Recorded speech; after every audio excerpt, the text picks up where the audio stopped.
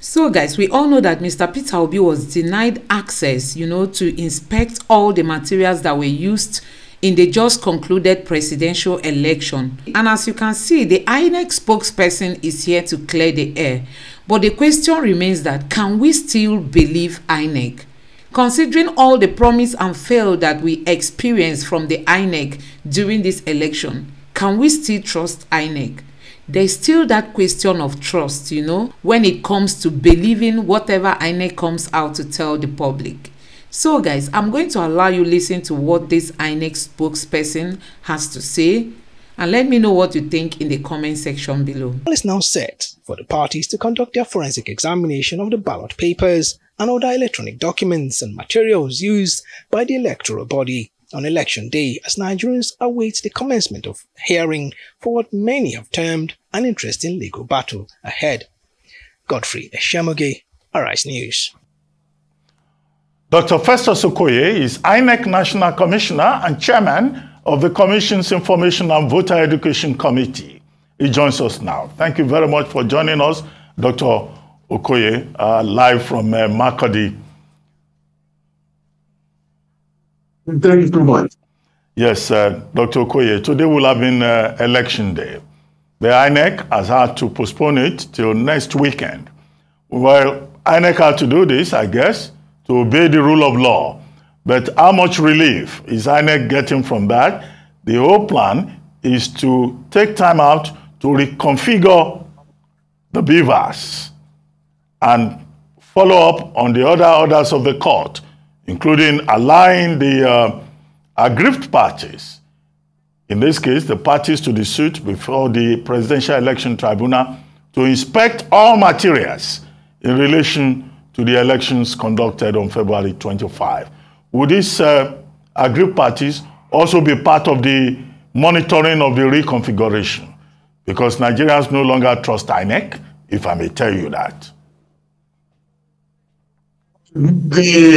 Those you call aggrieved parties will not be part of the reconfiguration of the beavers, because the beavers is a sensitive election material.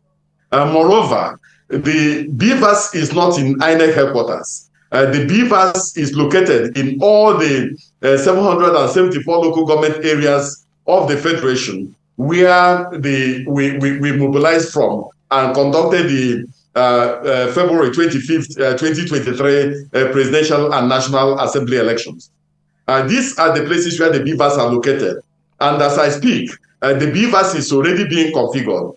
Now, I think that there's some form of misunderstanding relating to this whole process of reconfiguration of the beavers. The only thing the commission is doing is only to reset the beavers to recognize the election type being governorship and state assembly elections, and also to recognize the new dates when we are going to conduct this election, and the time frame within which the beavers has to open, and the time frame within which the beavers has to lock. That's exactly what we are doing. The configuration of the beavers in terms of imputing or uploading the data of each registered voter had already taken place before the Presidential and National Assembly.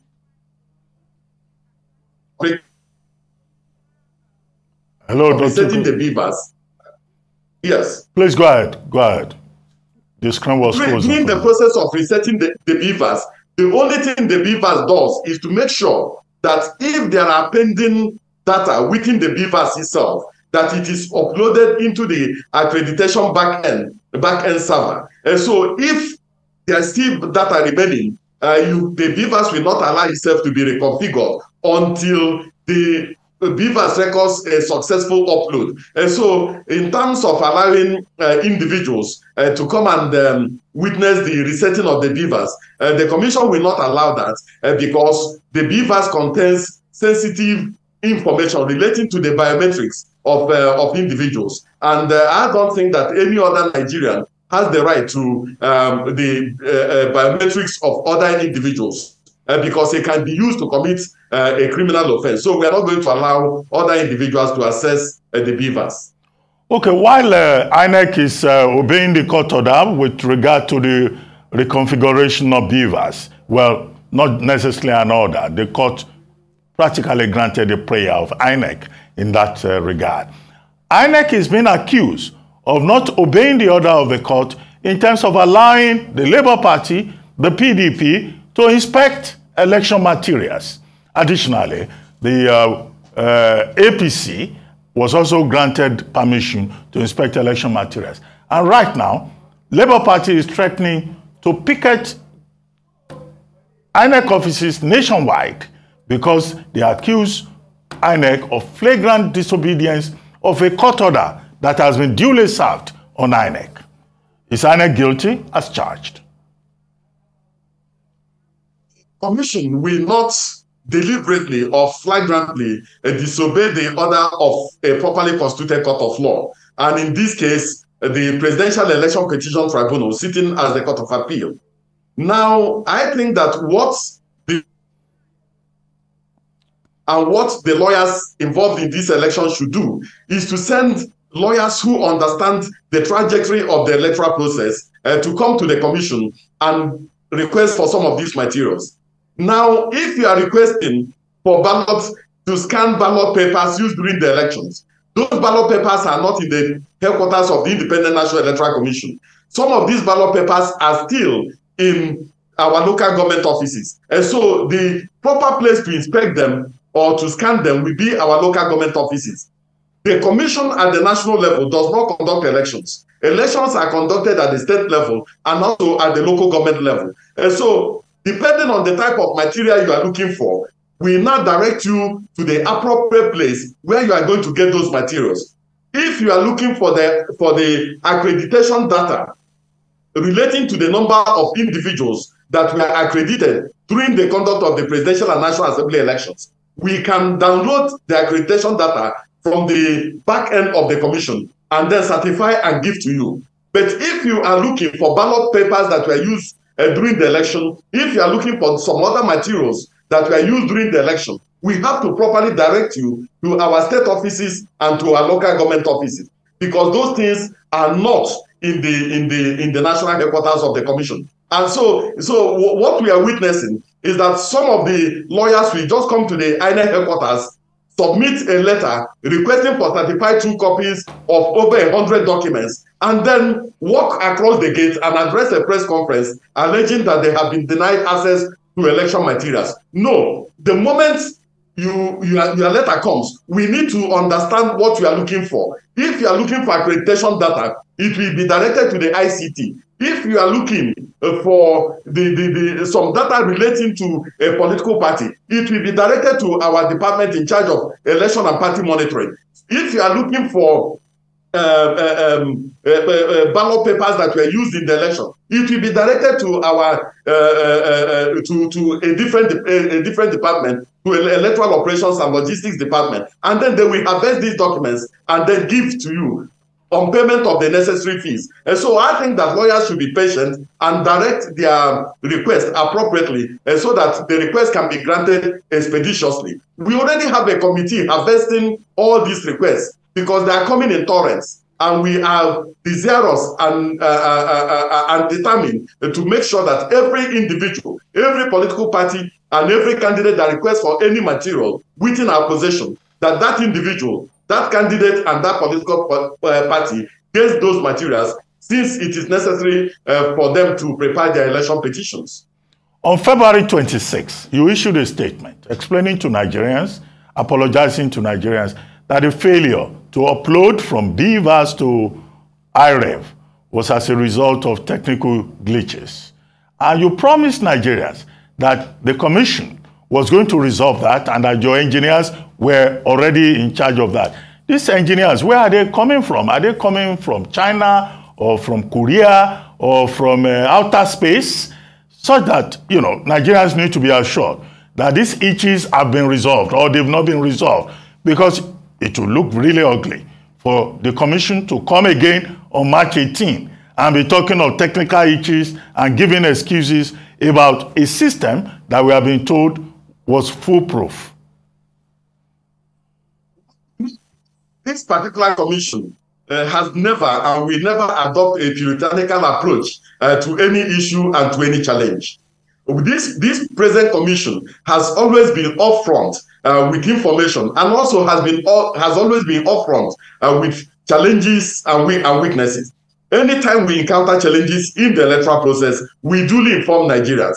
Anytime we make mistakes within the electoral legal framework, we come forward and explain to Nigerians why that occurred and our ability to remedy such a situation. Yes, I issued a statement on behalf of the Independent National Electoral Commission relating to the challenges we had during the presidential and National Assembly election. And within the context of that particular statement, we informed Nigerians that we are working assiduously to make sure that we overcome those challenges and that those challenges do not occur in subsequent elections. We have our in-house engineers, and our in-house engineers informed us that those glitches that occurred during the presidential and National Assembly elections have been taken care of, and that we are not going to have those challenges during the governorship and state assembly elections. Well, IT experts who are familiar with the subject matter are saying that INEC does not even need to ask for any reconfiguration. And they say that BVAS failing shouldn't have been a big deal. After all, INEC talked about fingerprint recognition. INEC talked about facial recognition. We were told that there is backup upon backup, that if one system fails, another would work. So why this fixation with BVAS when INEC had promised us that there are backups and other options? What exactly is the situation? Well, I have limited knowledge in relation to technology and technologically related issues. So I'm not going to engage in debates with those you call IT experts. What I know is that the machine we use performs three functions. One, during voter enrollment, when we are registering voters, we call it the IVED, that is Idle Voter Enrollment Device. We use it for purposes of voter enrollment. During elections, we call it the BVAS, and we use it for voter accreditation. In other words, it has a fingerprint recognition technology and also a facial recognition device. We use it for purposes of voter accreditation and authentication. Then immediately after elections, we also use it for purposes of result upload. So it performs three functions. In terms of voter enrollment, we didn't have a challenge in terms of voter enrollment. In terms of voter accreditation, there were no challenges in voter accreditation. The only problem and the only challenge we had was during the result upload in terms of the presidential election. And the IT experts within the commission explained to us and also explained to Nigerians that it was due to some technical glitch. I don't have the capacity and the technological know-how to begin to discuss this in detail. But all I know is that the issue of the governorship and state assembly elections, what we are saying is that we need to reset the BVAS in terms of election type, and also in terms of the date of the election, and also in terms of the period, the time frame within which the BVAS will begin to work. The accreditation data of every registered voter is already resident in the BVAS, so we are not doing any configuration. What we are doing is just to reset the BVAS.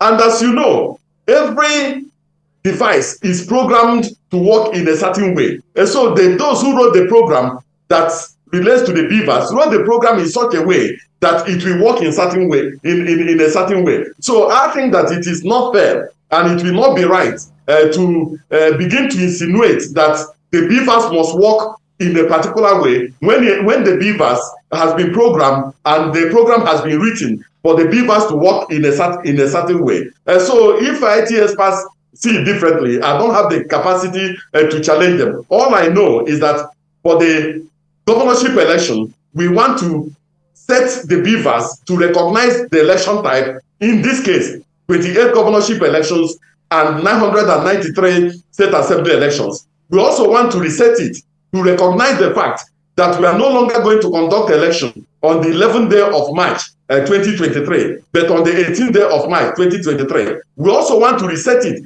to also recognize the fact that elections will open at 8:30 in the afternoon and close at 2:30, that it will open at 8:30 in the morning and close at 2:30 in the afternoon. That's all we are doing in relation to the resetting of the beavers. Okay, I like the assurance that you are giving about the governorship elections on March 18.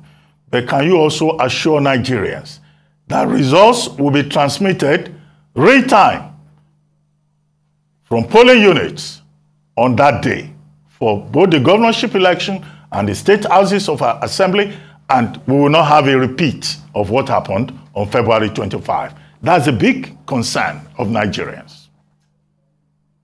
You know, this commission learns valuable lessons from every election. And with every election in this country, we keep on improving. We have learned valuable lessons from the challenges we encountered during the presidential and national assembly elections. And we have looked inwards, and we have done some in-house evaluation, and we have also done some outside evaluation to really understand why we face the challenges we faced during the presidential and national assembly elections. And we are confident that going into the March 18, 2023 governorship and state assembly elections, that we have overcome those challenges and that those challenges will not reoccur. Now, you see, the issue of result upload was not the only challenge we had. Part of the challenges we had relates to the opening of polls on time. And that is why most of the national commissioners are out there in the field, in the state they supervise, trying to understand why, despite our best efforts, polls did not open at the designated period and at the designated time when we wanted polls to open. We also want to understand why some of the ad hoc staff that were engaged by the commission backed out at the last moment. You will understand that we went into this election, one, with security challenges, secondly, with the fuel scarcity. Some of the transporters at the last moment backed out from agreed agreements, and then we had to begin to make alternative arrangements. And so we are putting everything on board to make sure that we overcome all these challenges and give Nigerians a very good election. Okay, Dr. Okoye, I want to pack 3 questions into one because I'm trying to manage time. Number one, this beavers that is now the source of, great worry. Why was it not programmed and properly reset before the elections even started? Is it not an indication that INEC was really not prepared? I mean, in the middle of the game, INEC is now talking, we have to reconfigure. Number 2, what is INEC going to do about Justice Iguatu's ruling, Federal High Court Abuja, that people should be, not people, 2 specific persons who went to court, Kufo-Orola, Olusegun and another, Allwell, that is the name of the other person, should be allowed to vote with temporary voters' cards. INEC says he's going to go to a court of appeal to appeal that. That's another question. And the third question, are you aware of a video that has been going around indicating that INEC, in fact, deliberately rigged the election on February 25? But let's take this break. We'll come back to you, and then we'll wrap it up. We'll be right back. Stay with us.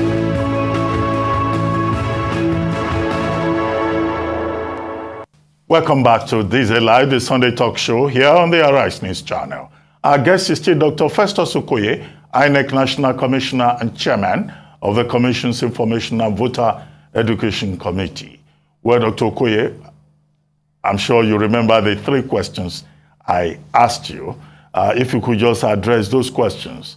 The video that is in circulation, the point about whether beyond Kufo-Orola, Olusegun, and Allwell, who got a ruling from the Court of Justice Iguatu, whether INEC has already appealed, and, just to clarify that, because the court didn't grant the request of the, that this should apply to others. The court said the suit was not filed in a representative capacity. Therefore, it was a judgment in personam as opposed to a judgment in rem. I'm sure you understand that. And then, of course, the question I asked you about, can you assure us that on March 18, results will be uploaded direct from polling units in the gubernatorial and state houses of assembly election? Because I'm not convinced that you have addressed that question, so that we don't go back to where we were on February 25. On the fourth issue you raised, because I remember the questions you raised before we went on break. On the fourth issue you raised, since the introduction of the smart card reader, we had always programmed the smart card reader to function in a certain way. And those who wrote the programs in such a way that the smart card reader and the beavers will function in accordance with election type. And this process that is taking place now has always been the standard process that has always taken place. And so we have not really changed anything. What has only changed this time around is just the dynamics at play in terms of some of the political parties also changing their game. Now we are being asked to allow political parties to have digital forensic access to the beavers. And that is a new terminology that has arisen as a result of the introduction of the beavers. So since the new terminology has arisen, we have to also respond to that terminology. But as I say, the beavers was programmed to function in a certain way, and we have not altered the way the beavers was programmed to function. On the second issue relating to the ruling from the Federal High Court on the issue of the temporary voters card, during the continuous voters registration exercise, this commission did not issue any temporary voters card. What we gave to registrants was what we call a slip. A slip was what we issued. And so we didn't issue any temporary voters card. Now, if you also look at section 16, subsection 1 of the Electoral Act 2022, it makes it very clear that the commission shall, and is mandatory, design, cause to be printed, and control the issuance of voters cards to voters whose names appear on the register. And it also says that the commission may, whenever it considers it necessary, replace all or any voters card for the time being held by voters. And it also makes it very clear in section 47, subsection 1, that any voter that approaches the polling unit on election day must approach the presiding officer with his or her permanent voters card. And it is the commission that determines what a permanent voters card is. But there's an order of court already, and the commission has taken steps to appeal that particular order and vacate that particular order, because we believe that that order is not in conformity with the electoral legal framework. But it's a court order, and we have taken steps to obey that court order. Now, on the third issue you raised, let me make this very clear, that the electoral process provides its own safeguards. Because it provides its own safeguards, it also gives political parties the leeway and the window to understand and be part of what goes on at the level of the polling unit. Now, for the 2023 general election, all the registered political parties nominated poll agents, or those we call party agents, to every polling unit. And these polling agents are supposed to be given a copy of the result sheet the moment elections are over in a particular polling unit. And for instance, the APC nominated a total of 176,223 party agents or polling agents for the election. The Labour Party nominated a total of 134,874 polling agents. The PDP nominated a total of 176,588 polling agents, while the NMPP nominated a total of 176,200 polling agents. So what that means is that at the level of the polling units, these party agents have the results, the primary result from the polling units before the results are even uploaded. So what they ought to do is to look at what has been uploaded in the INEC result being portal. And in the INEC result being portal, as of today, we have over 170,000 of those results already uploaded. So it is just an assurance mechanism that the results are even uploaded in the INEC. But the political parties have the results as they emanated from the polling units. So I want to assure Nigerians that this particular commission has taken steps to address some of the challenges recorded during the presidential and national assembly elections. And we are confident that with the measures we have in place, and also with the quality assurance we have conducted, that we are going to have a good governorship and state assembly election. But let me also make it clear that the political parties and the candidates in this election have a responsibility to make sure that the atmosphere at the polling units are conducive for voters to vote. We do not want a situation where any of the presiding officers or assistant presiding officers or any of the poll workers will be subjected into untold hardship or subjected into a process of tourists. Dr. Okoye, final question, final answer in less than 1 minute. Some people were told, voted without their PVCs on February 25. And yet there's this big, confidence in PVC by INEC. But some people voted without PVCs. So would that happen again on March 18, as briefly as possible? What we have done is that the accreditation data emanating from the beavers, together with the results emanating from the beavers, have been uploaded into the accreditation back-end, the server of the commission. And so what political parties should do... We all know that INEC promised to upload results from the polling units during the presidential election, but INEC failed to keep its promises. When it was time to upload those of the House of Assembly, everything went fine. But when it was time to upload those for the presidential election, they told us there was no network. Honestly, people began to wonder if INEC is really, being fair in this election. Honestly, INEC has got so many questions to answer. One of them is, can we still trust INEC?